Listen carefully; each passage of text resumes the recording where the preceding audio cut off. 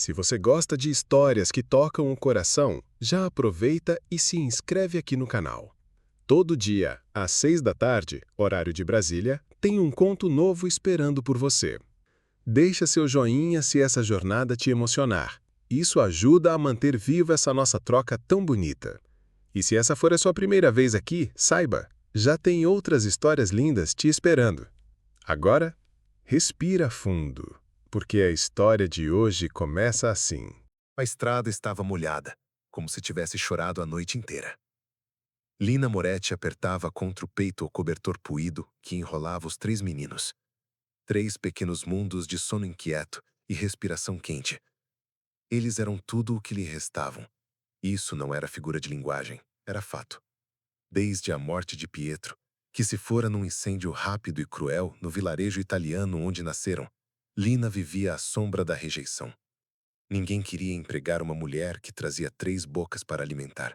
Ninguém queria alugar um quarto para uma viúva com olhos de tempestade e 3 bebês chorando ao mesmo tempo. A cada porta batida, um não seco, às vezes piedoso, às vezes apenas cruel. Quando o inverno se aproximou, ela soube que precisava de mais do que coragem. Precisava de terra, de abrigo, de alguém que enxergasse além do peso dos trigêmeos que cresciam em seus braços magros. Foi assim que ouviu falar de um rancho no norte. Um lugar grande, com mais cavalos do que pessoas, onde o dono era rico, viúvo e, segundo diziam, calado como pedra. Mas é justo, disse a mulher que lhe deu a notícia. Se você trabalhar duro, talvez ele a deixe ficar.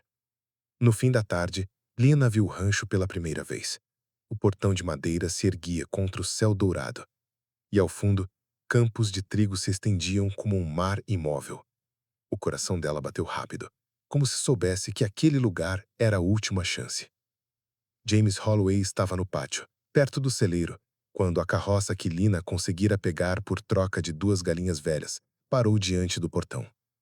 Alto, ombros largos, barba rala, ele tinha o olhar de quem já viu muita coisa cair. E nunca fez questão de juntar os cacos. O chapéu escuro fazia sombra no rosto, mas não escondia a firmeza dos olhos claros. "Precisa de alguma coisa?" perguntou, a voz baixa, quase arranhando. Lina desceu da carroça com cuidado, os meninos ainda encolhidos contra si. "Trabalho e um teto", respondeu o italiano carregando cada sílaba. James mediu a cena com olhos de ferro. Não eram só 3 meninos. Eram 3 tempestades miúdas, com olhos iguais aos da mãe, grandes e atentos, mesmo com sono. "Não tenho lugar para criança pequena aqui", disse, quase num reflexo. Lina ergueu o rosto, cansado, mas firme. "Eles são 3. E só tem a mim." O silêncio que se seguiu parecia pesar mais do que as nuvens. James não sabia dizer o que o fez olhar de novo para aqueles olhos escuros, profundos e exaustos. Talvez fosse porque ele próprio já não tinha mais ninguém. Talvez porque por um segundo viu ali uma espécie de espelho, um retrato do que o mundo faz com quem perde tudo. "Pode entrar", disse, por fim, com a voz seca. "Só por hoje." Lina não sorriu, nem agradeceu de imediato.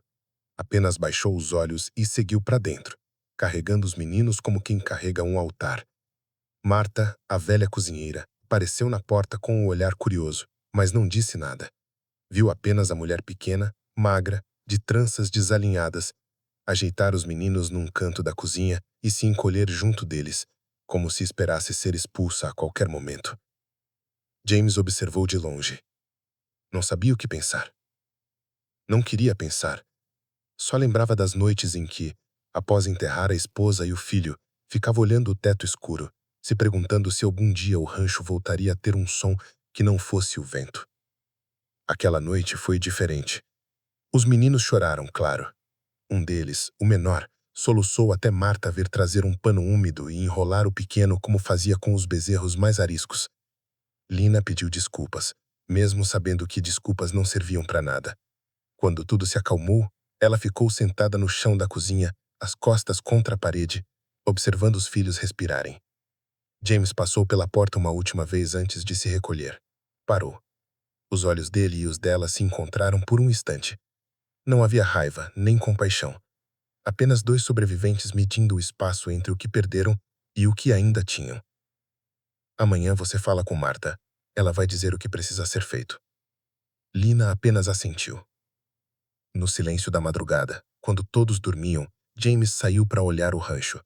As estrelas estavam baixas, quase ao alcance da mão. Ele respirou fundo, sentindo um peso que não soube explicar.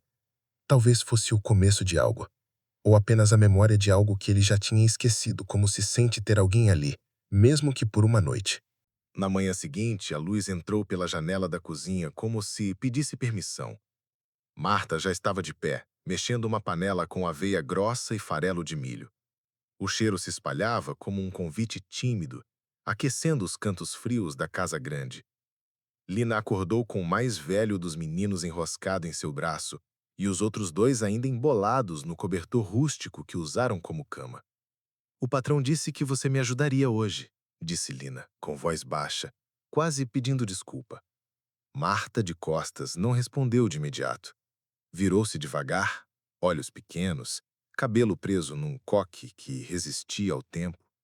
Observou a mulher à sua frente como quem pesa o valor de uma peça rara. "Já lavou roupa à mão?" perguntou. Lina assentiu. "Já esfregou o chão de tábuas com sabão e pedra-pomes?" "Já." "Sabe fazer pão?" "Posso aprender." Marta olhou para os meninos, que agora observavam tudo em silêncio, ainda meio sonolentos, como bichos pequenos farejando o novo ambiente. "Se eles não fizerem bagunça, pode começar pela roupa dos vaqueiros. As bacias estão lá fora." Lina recolheu os cabelos com um nó rápido, prendeu as mangas e saiu sem reclamar. Do lado de fora, a água do poço ainda estava gelada da madrugada. Ela mergulhou as mãos sem hesitar. Os panos encardidos pareciam gritar histórias que não eram dela, mas que agora precisava limpar. Marta observava pela janela. Não por desconfiança, mas por hábito. Sabia reconhecer quando uma mulher queria ficar, não por comodidade, mas por necessidade de raiz. Lina não estava ali de passagem. Não tinha para onde voltar. Enquanto isso, James atravessava o campo sul a cavalo. Tinha ido verificar a cerca que os ventos fortes haviam danificado na semana anterior. Mas a mente estava em outro lugar. Ele se lembrava do som abafado do choro dos meninos na madrugada, do modo como Lina o olhara sem pedir nada, mas dizendo tudo. Ao retornar, viu Lina ajoelhada esfregando calças pesadas e camisas manchadas de suor. Os filhos dela, sob a sombra de uma macieira pequena, brincavam com um pedaço de madeira como se fosse um cavalo. Nenhum gritava, nenhum chorava, apenas brincavam. James parou por um instante. A cena era comum, mas dentro dele algo latejava. Era só mais uma mulher lavando roupa, só mais 3 crianças fazendo o que crianças fazem, e ainda assim parecia a coisa mais viva que aquele pátio já vira em anos. Na hora do almoço, Lina serviu-se por último, comeu de pé ao lado da pia. Marta observava como sempre fazia. "Senta, mulher. Não é pecado." Lina hesitou. Sentou-se devagar, os olhos abaixados. Os meninos comiam pão e rasgavam pequenos pedaços para um ao outro. Um deles ofereceu a Marta, com um sorriso sujo de farelo. Ela não soube por quê, mas sorriu de volta. James apareceu na porta com os dedos manchados de graxa. "Preciso de alguém para ajudar no celeiro agora à tarde. Marta não dá conta sozinha." "Posso ir", disse Lina antes que qualquer outra palavra saísse. Marta ergueu uma sobrancelha, surpresa. "O cheiro de cavalo não vai te assustar. Já vivi coisa pior." James apenas assentiu e saiu. Não sorriu, mas também não fechou a porta. À tarde, Lina ajudou a varrer o celeiro, separar ração, encher baldes e até segurou a cabeça de uma égua durante a troca de ferradura. O ferreiro comentou algo sobre mulheres metidas a homem. James não respondeu.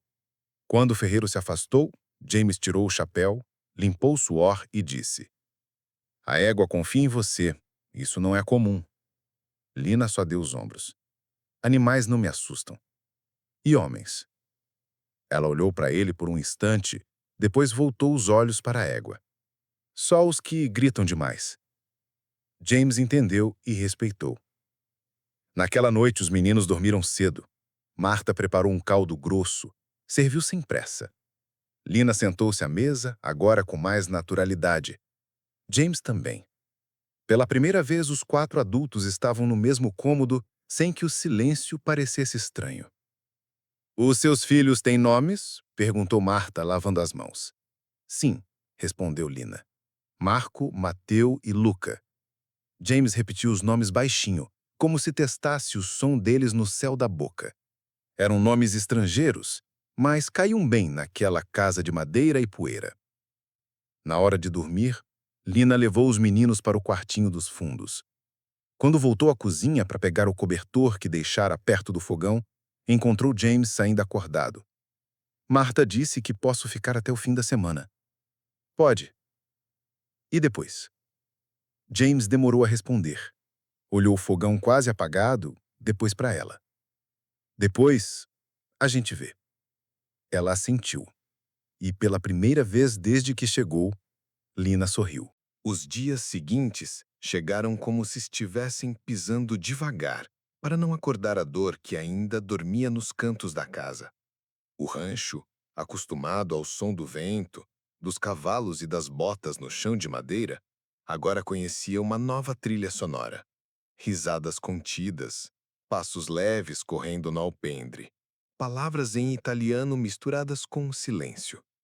Marco, Mateu e Luca, os 3 meninos que vieram como se fossem peso demais para qualquer caminho, tornaram-se aos poucos a batida viva de um lugar que já havia parado no tempo. Eram diferentes entre si, mas se moviam como parte de um só coração. Marco, o mais sério, gostava de organizar pedrinhas e cuidar das ferramentas com zelo. Mateu era o que sorria mais, sempre com os cabelos bagunçados pelo vento. Luca, o menor, tinha um olhar profundo demais para os poucos anos que carregava. James observava sem pressa, às vezes da janela do celeiro, às vezes de pé com os braços cruzados enquanto os meninos ajudavam Marta a secar legumes ou tentavam varrer o chão do alpendre com vassouras que eram maiores que eles. Não dizia nada, mas os olhos, que antes pareciam de pedra, começavam a se mover com outra cadência. Na manhã em que Lina precisou subir até a vila mais próxima com Marta, James ficou sozinho com os 3. Foi algo improvisado. O leiteiro demorara a chegar e o rancho precisava de farinha e sal. Lina hesitou. Posso levá-los comigo? São 3, respondeu Marta. Vai voltar com a coluna torta. Eles ficam. Lina olhou para James, esperando algum protesto, mas ele apenas assentiu. Eu cuido. Ela ainda duvidava, mas confiou. Pela primeira vez, deixou os meninos sob outro olhar que não o seu. James os levou para o curral, mostrou como colocar ração nos coxos, ensinou o nome de 2 cavalos e permitiu que jogassem água nos baldes de madeira. Mateu se molhou inteiro. Marco tentou manter os irmãos em ordem. Luca apenas observava, quieto, os olhos sempre fixos no rosto do rancheiro, como se o estudasse por dentro. À tarde, Lina voltou cansada, o sol já começando a se esconder atrás dos pinheiros. Encontrou os filhos sentados em roda no chão, comendo pão seco e ouvindo James explicar como se doma um potro bravo sem quebrar o espírito dele. Não era uma aula, era só uma conversa. Mas os 3 escutavam como se o mundo estivesse sendo revelado ali naquela varanda. Quando Lina se aproximou, os 3 gritaram "Mamá!" ao mesmo tempo. Mateu correu com um pedaço de corda na mão, animado. Marco mostrou um prego que encontrou. Luca apenas se agarrou à barra do vestido dela, como quem diz, eu fiquei bem. James olhou Lina por um instante e sorriu. Um sorriso pequeno, contido, mas tão raro que ela demorou 1 segundo para reconhecer. Eles me ajudaram hoje, disse. São bons meninos. Ela agradeceu com um aceno. Não precisava dizer mais nada. Naquela noite, depois que os meninos dormiram, Lina ficou parada no alpendre, enrolada num chale. O céu estava limpo e o vento fazia os galhos de uma árvore maior cantar baixinho. James apareceu pouco depois, as mãos nos bolsos, os passos pesados no assoalho. A cerca do Campo Sul precisa de conserto, Disse como quem fala só para preencher o ar. Posso ajudar com a madeira. Aprendi com meu pai. James virou um rosto, surpreso. Seu pai trabalhava com madeira? Em Nápoles, fazia caixões e camas. Ele riu. Um riso curto, inesperado. Duas coisas que marcam a vida. E a morte. Ficaram em silêncio depois disso. Mas não um silêncio tenso. Era o tipo de silêncio em que dois corações dividem a mesma paisagem sem se tocarem.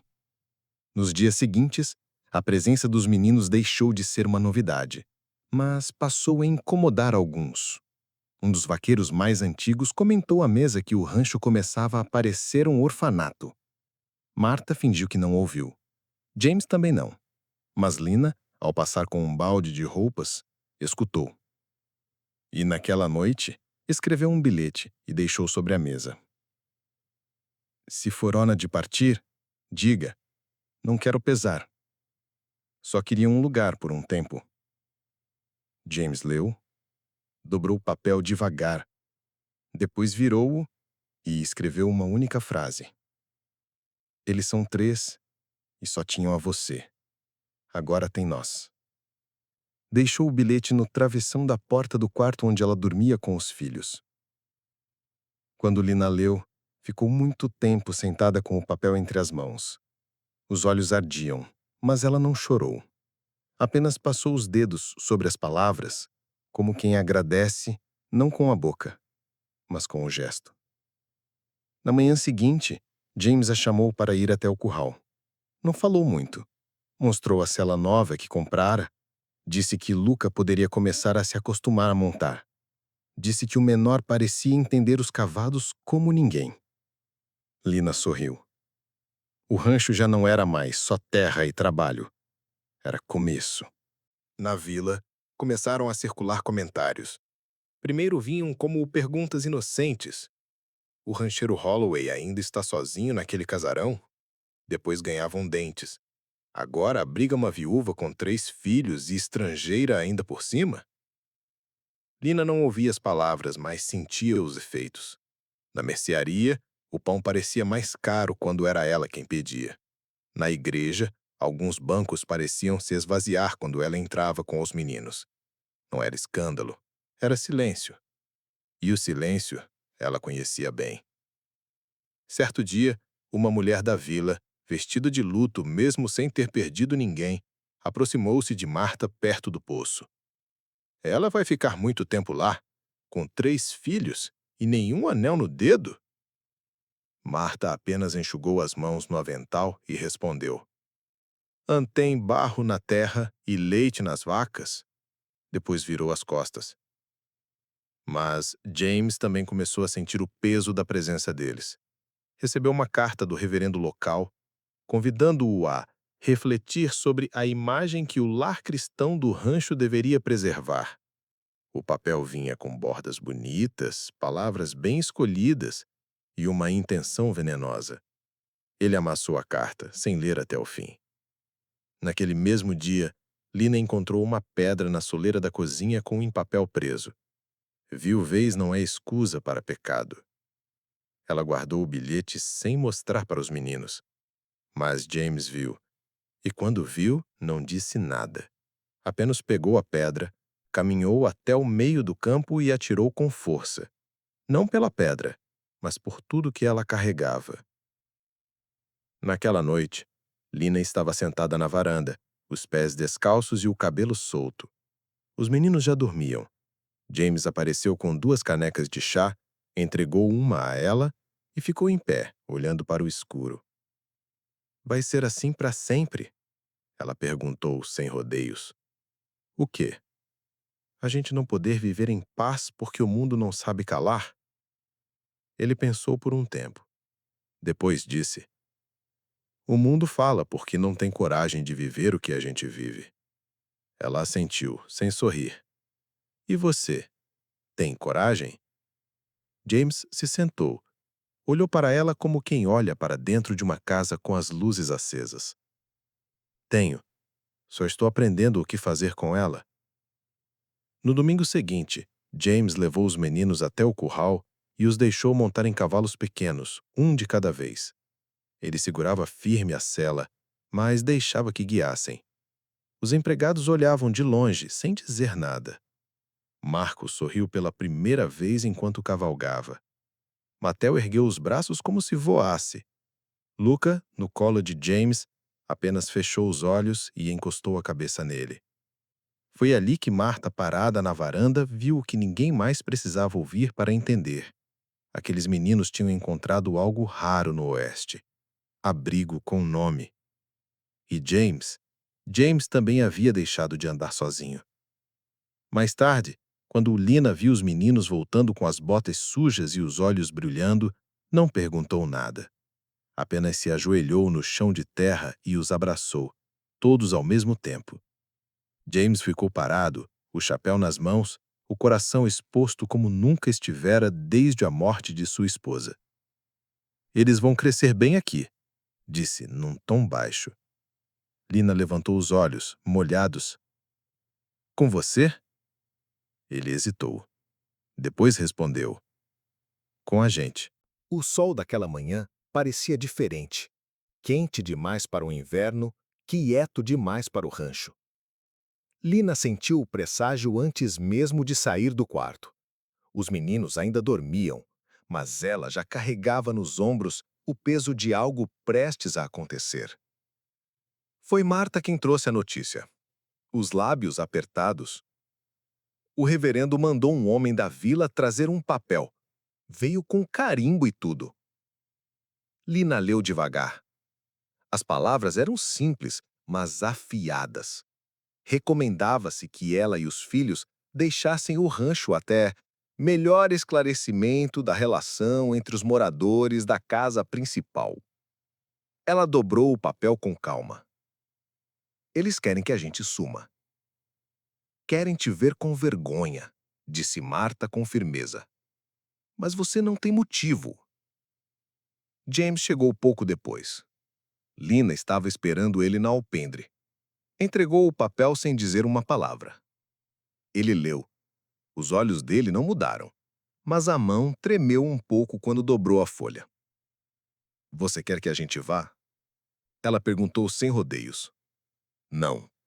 Ele respondeu. "Mas talvez eu tenha demorado demais para mostrar isso." Naquela tarde, ele selou o cavalo e cavalgou até a vila. Não entrou na igreja nem falou com o reverendo. Parou na praça, desmontou e falou com quem estivesse por perto, olhos nos olhos e voz firme. Disse que os meninos eram filhos de uma mulher trabalhadora. Disse que não aceitava que chamassem abrigo de pecado. Disse que quem falava por trás não teria mais espaço no rancho.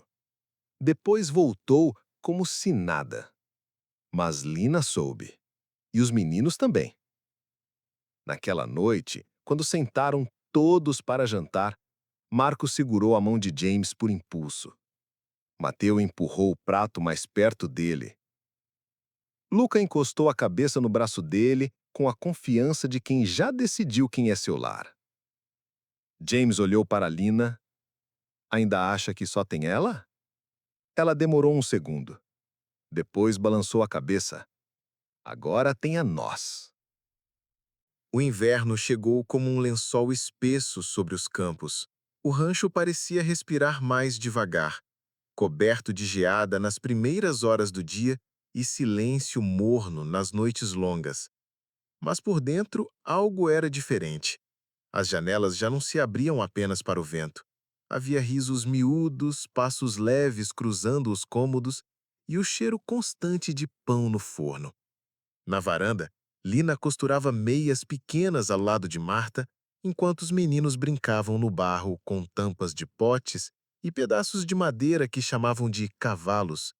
James observava de longe, sempre com um olho nos meninos e o outro no horizonte, como se vigiasse a chegada de qualquer coisa que ousasse ameaçar aquele abrigo recém-plantado. Um dia, Lina encontrou um par de botas novinhas na soleira da porta. Tamanho pequeno. Coube certinho no pé de Marco. No dia seguinte, Mateu apareceu com o chapéu de couro gasto, mas ajustado por dentro com tecido macio. E Luca ganhou uma manta grossa costurada por Marta, com as iniciais dele bordadas no canto. Nenhum deles perguntou de onde vinham os presentes, mas sabiam. E Lina também. Certa tarde, enquanto James consertava a tranca do celeiro, Luca apareceu com um pedaço de madeira e ficou parado ao lado dele, em silêncio. O rancheiro olhou e o menino ergueu o objeto com as duas mãos pequenas, oferecendo-o como quem entrega algo sagrado. "É seu", disse com a voz fina. "Fiz para você. É um cavalo." James pegou o pedaço de madeira esculpido com as pontas de um garfo e lascas de faca. Estava torto, desproporcional, mas tinha algo que nenhum presente comprado jamais teria: lugar. "Obrigado, rapaz", respondeu e guardou mesmo. Colocou na prateleira do escritório, entre as ferramentas e os livros antigos do pai. Naquela noite, James chamou Lina no alpendre. Estava frio e ela enrolou os ombros com um xale escuro. Ele segurava algo pequeno nas mãos. Uma caixinha de madeira polida, simples, sem adornos. "Meu pai me deu isso quando achei que ia me casar pela primeira vez." Ela olhou sem pressa. "Era da sua esposa?" "Não. Ele nunca chegou a entregar. Ficou comigo quando ela se foi. Achei que nunca ia usar." Abriu a caixinha. Dentro, um anel de ferro escurecido, rústico, com uma pedra de quartzo esbranquiçada no centro. Nada brilhava, mas tudo ali parecia cheiro de significado. "Não tô te pedindo pressa, nem resposta. Só quero que você saiba que se você quiser, se eles quiserem, eu fico." Ela não chorou, nem sorriu. Apenas assentiu. Depois estendeu a mão, pegou a caixinha e segurou contra o peito. Na manhã seguinte, os meninos correram pelo pátio com roupas limpas e botas alinhadas. Marta preparou pão com ervas e o café pareceu mais forte. Lina servia os pratos com leveza. E James ficou por mais tempo à mesa, contando histórias antigas que só contava para si mesmo. Dias depois, Lina levou os meninos até a vila. Queria que vissem o mundo fora do rancho com seus próprios olhos. Lá, os olhares ainda eram duros, mas agora ela os devolvia com firmeza. Na mercearia, alguém comentou alto demais sobre viúvas que se aproveitam. Lina apenas virou-se com os trigêmeos ao lado e respondeu sem raiva: "Eu não pedi nada. O que temos, construímos." E saiu. No caminho de volta, Mateus segurou sua mão e disse: "A gente vai voltar amanhã? Talvez. Mas a gente mora no rancho, né?" Ela apertou a mão do menino com força. "Mora sim." Na primavera, James construiu um cercado novo nos fundos da casa. Ali plantaram ervas, legumes e algumas flores que os meninos chamavam de coloridos da mama. Marco ajudava com as estacas, Mateu regava tudo, Lucas, silencioso, espantava os passarinhos que vinham mexer na terra. Um dia, enquanto Lina tirava pão do forno, Luca entrou correndo e gritou: "Ele disse papai!" Todos pararam. "Quem?" perguntou Marta com os olhos arregalados. "O Mateu!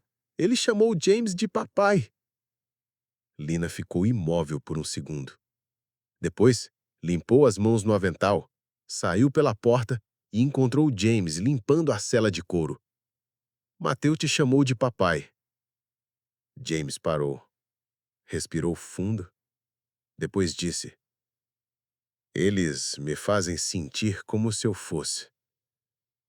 Ela não respondeu, mas estendeu a mão. Ele segurou e ficaram assim sem plateia, sem anúncio, sem bênção pública. Apenas dois adultos que haviam decidido fazer do afeto um chão, e não uma promessa vazia. A caixa do anel estava no quarto de Lina, ainda intacta, mas já não era dúvida. era só tempo. Na última cena dessa história, os 4 estavam sentados sob a sombra da árvore grande. Os meninos brincavam com pedras, James lia um jornal velho, Lina costurava algo pequeno, com linhas azuis. Uma criança vizinha se aproximou da cerca e gritou: "Quem são esses meninos?" James respondeu, sem tirar os olhos do papel: "São meus filhos." E Lina, sem levantar a cabeça, completou: "E eu sou a mulher que teve a sorte o bastante para ver isso acontecer."